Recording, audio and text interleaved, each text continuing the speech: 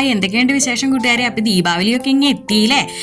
അപ്പോൾ ദീപാവലിക്ക് നമുക്ക് വീട്ടിലുള്ള ചേരുവകൾ വെച്ചിട്ട് ഏറ്റവും എളുപ്പത്തിൽ ഉണ്ടാക്കാൻ പറ്റിയ 2 സ്വീറ്റ്സാണ് കേട്ടോ കൂട്ടുകാരെ ഞാനിന്ന് കാണിക്കുന്നത്. അപ്പോൾ അതിനായിട്ട് ഇവിടെ ആദ്യം കുറച്ച് നിലക്കടല ഞാൻ എടുത്ത് വെച്ചിട്ടുണ്ട്. അപ്പോൾ ഇത് നമുക്കൊന്ന് ഡ്രൈ റോസ്റ്റ് ചെയ്തെടുക്കാം കേട്ടോ. അപ്പം ഞാൻ പാൻ അടപ്പത്ത് വെച്ച് കൊടുത്തിട്ടുണ്ട്. അപ്പം ഇതിനായിട്ട് ഞാൻ 2 പാക്കറ്റ്, ചെറിയ പാക്കറ്റ് ഇതാണ് കേട്ടോ എടുത്തിരിക്കുന്നത്, നിലക്കടല. അപ്പം ഇതൊന്ന് ജസ്റ്റ് ഒന്ന് നമുക്കൊന്ന് റോസ്റ്റ് ചെയ്തെടുക്കാം.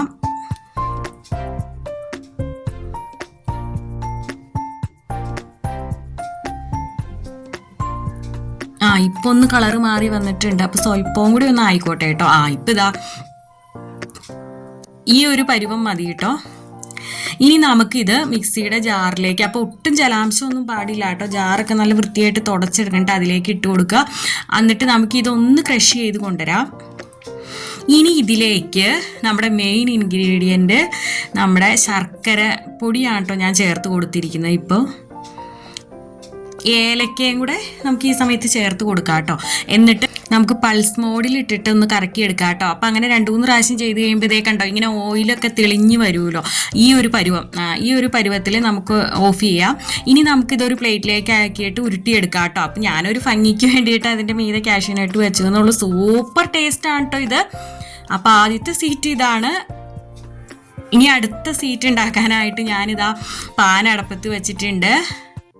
അപ്പം അതിൽ ഞാൻ ആദ്യം തന്നെ കുറച്ച് കാഷ്യൂവും കിസ്മിസും കൂടെ ഒന്ന് ഫ്രൈ ചെയ്ത് മാറ്റി വെച്ചിട്ടുണ്ട് കേട്ടോ, ഡെക്കറേഷന് വേണ്ടിയിട്ട്. അപ്പം ആ പാനിലേക്ക് തന്നെ നമ്മൾ സ്വല്പം നെയ്യ് ഒഴിച്ച് കൊടുക്കുന്നുണ്ട്. ഇനി ഇതിലേക്ക് ഞാനിവിടെ 1 കപ്പ് ഗോതമ്പ് പൊടിയാണ് കേട്ടോ ഞാനിപ്പോൾ ചേർത്ത് കൊടുത്തിരിക്കുന്നത്. അത് നമ്മൾ ഏറ്റവും ലോ ഫ്ലെയിമിൽ വെക്കണം കേട്ടോ. എന്നിട്ട് നമ്മൾ കൈ വിടാതെ ഒന്ന് ഇളക്കി കൊടുക്കാം. അങ്ങനെ നമുക്കിത് നന്നായിട്ടൊന്ന്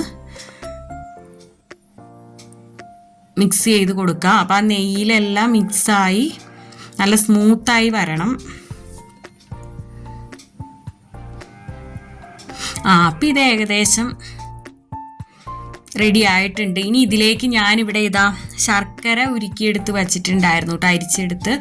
അപ്പം അത് ഇത്രയും ഗോതമ്പ് പൊടിക്ക് ആവശ്യത്തിന്, മധുരത്തിന് ആവശ്യമായ അത്രയും എടുക്കാം കേട്ടോ. അപ്പം ഞാൻ കുറേശ്ശെയായിട്ട് ശർക്കരപ്പാനി നമ്മൾ ഇതിലേക്ക് ഒഴിച്ചു കൊടുക്കുകയാണ്. ഇനി കൈവിടാതെ ഇത് നന്നായിട്ട് ഇളക്കണം കേട്ടോ, അല്ലേ ഇത് പെട്ടെന്ന് കട്ട പിടിക്കും. അപ്പോൾ ഇത് കൈവിടാതെ തന്നെ നമുക്ക് ഇളക്കി കൊടുക്കണം. സ്വല്പം കൂടെ വെള്ളം നമുക്ക് വേണമെങ്കിൽ ചേർത്ത് കൊടുക്കാം കേട്ടോ. ചൂടുവെള്ളം, ചൂടുവെള്ളം നമുക്ക് ചേർത്ത് കൊടുത്ത് അതൊന്ന് ഉടച്ചെടുക്കുക. ഇനി ഇതിലേക്ക് ഞാൻ കുറേശ്ശെയായിട്ട് നെയ്യ് ചേർത്ത് കൊടുക്കുന്നുണ്ട് കേട്ടോ. അപ്പോഴാണ് ഈ ഹൽവ നല്ല സോഫ്റ്റായിട്ട് നമുക്ക് കിട്ടുകയുള്ളൂ. വെറും 3 ഇൻഗ്രീഡിയൻറ്റ് മാത്രമേ ആവശ്യമുള്ളൂ കേട്ടോ കൂട്ടുകാരെ. അടിപൊളി ഹൽവയുമാണ്. ഇപ്പോൾ ഇതാണ് കേട്ടോ പാകം. നമ്മുടെ പാനിൽ നിന്നെല്ലാം വിട്ട് വരുന്നതുണ്ടോ. നമ്മളിത് മിക്സ് ചെയ്യുമ്പോൾ ഇങ്ങനെ എല്ലാം കൂടെ കൂടി ഇങ്ങനെ ഒറ്റ ഇതായിട്ട് പാനിൽ നിന്ന് വിട്ട് വരുന്നുണ്ട്. അപ്പോൾ ഏകദേശം റെഡി ആയിട്ടുണ്ട് കേട്ടോ. അപ്പോൾ ഇനി ഇത് നമുക്ക് സെറ്റ് ചെയ്താൽ മതി. അതിനായിട്ട് ഞാനിവിടെ ഒരു ബൗൾ എടുത്ത് വച്ചിട്ടുണ്ട്. അപ്പോൾ ആദ്യം ഞാൻ ഫ്രൈ ചെയ്ത് മാറ്റി വെച്ചിരുന്ന കാഷ്യൂനട്ടും കിസ്മിസും ഒന്ന് ഇട്ട് കൊടുക്കുകയാണ്. ഇനി അതിൻ്റെ മീതേക്ക് നമുക്കിത് ഇട്ട് കൊടുക്കാം. എന്നിട്ട് ഒരു സ്പൂണിൻ്റെ ബാക്കിലായിട്ട് സ്വല്പം നെയ്യ് തടവിയിട്ട് നമുക്കൊന്ന് ലെവൽ ചെയ്ത് കൊടുക്കാം കേട്ടോ.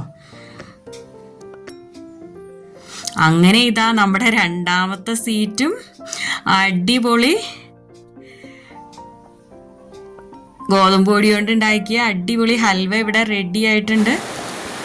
നമ്മുടെ ഗോതമ്പ് ഹൽവ കഴിച്ചു നോക്കാട്ടെ, എങ്ങനെയുണ്ടെന്ന് നോക്കട്ടെ.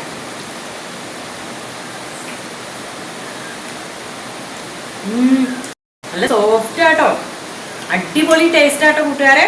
അപ്പോൾ ഉറപ്പായിട്ട് ഉണ്ടാക്കി നോക്കണം. പെട്ടെന്ന് ഉണ്ടാക്കാവുന്നതാണ്. 2 ലഡു അതെ, നിലക്കടല കൊണ്ട് ഉണ്ടാക്കിയ ലഡു അതെ, അതുപോലെ തന്നെ നമ്മുടെ ഗോതമ്പ് സ്വീറ്റും അതെ കേട്ടോ. ഹൽവ നല്ല സൂപ്പറാണ്. ഈ ദീപാവലിക്ക് ഉറപ്പായിട്ടും ട്രൈ ചെയ്തോളൂ കേട്ടോ. സൂപ്പർ. എല്ലാ കൂട്ടുകാർക്കും ദീപാവലി ആശംസകൾ. അപ്പം നല്ലൊരു വീഡിയോ ആയിട്ട് വരുന്നവരെ okay, Tata, bye bye, thanks for watching.